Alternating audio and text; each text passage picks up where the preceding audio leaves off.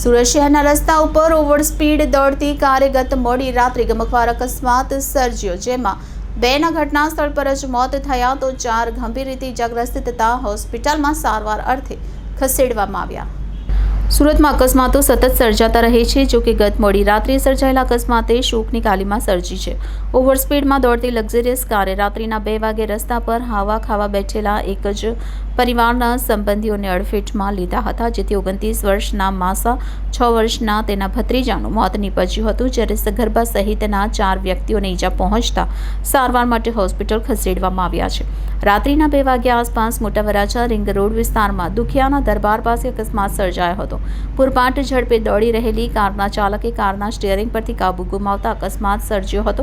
અકસ્માતમાં ગંભીર રીતે ઇજાગ્રસ્ત થયેલાઓને વરાછા વિસ્તારમાં આવેલી ખાનગી હોસ્પિટલમાં 4 રસ્તે સારવાર અર્થે ખસેડવામાં આવ્યા છે। ઘટનાની જાણ થતાં જ ઉત્તરાયણ પોલીસ દ્વારા કાર ચાલકની ધરપકડ કરી લેવામાં આવી છે। હાલ તો અકસ્માતે મોતનો ગુનો નોંધી વધુ તપાસ હાથ ધરવામાં આવી છે। મૃતકના સંબંધીએ કહ્યું કે બહેન ગામડેથી આવી હતી, જેથી સંબંધીઓ અમે બધા ત્યાં બેસવા ગયા હતા। અચાનક રાત્રિના સમયે 100થી વધુની સ્પીડમાં કાર ચાલક અમારા પર ધસી આવ્યો હતો। કંઈ સમજીએ તે અગાઉ જ કારના ટાયર અમારા પર ફરી વળ્યા હતા। હું બેભાન થઈ ગયો હતો। પગમાં, છાતીમાં અને એક હાથમાં ઈજા થઈ છે। પરિવારમાં ભાણેજ અને જીજાજી એક્સપાયર થઈ ગયા છે।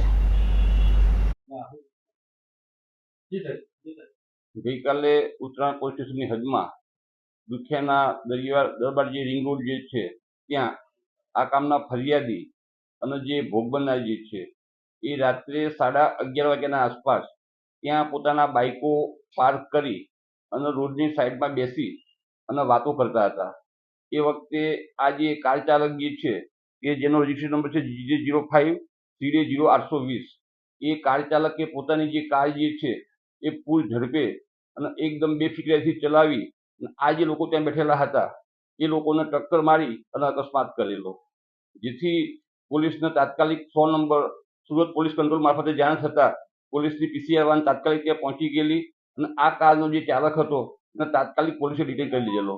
એને ડિટેન કરી તરત જ પોલીસે પહેલું કામ એને ત્યાં એનું મેડિકલ માટે મોકલી આપેલો, એનું બ્લડ સેમ્પલ લેવા માટે કે એ આલ્કોહોલ લીધું છે કે કેમ।